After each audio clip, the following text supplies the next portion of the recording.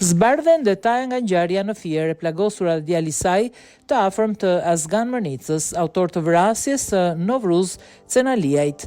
Zbardhen të tjera detaje të reja nga të shtënat me armëzjari, ku mbeti plagosur një grua. E plagosura dhe djali i saj janë të afërm të shtetasit të Azgan Mërnica, autori dyshuar i vrasjes së efektivit të shqiponjave Novruz Cenalia. Ngjarje ndodhur kjo në maj të vitit 2024. Në vend ngjarje janë gjetur gëzhoja nga dy armë që dyshohet se mund të kenë pasur shkëmbim zjarri.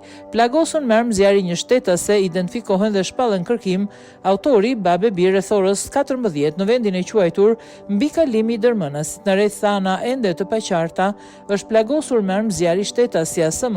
Nga hetimet paraprake dyshohet se autori janë shtetasi AC 66 vjeç dhe AC 23 vjeç, banues në Dërmënas Babe Bir, të cilët janë shpallur në kërkim.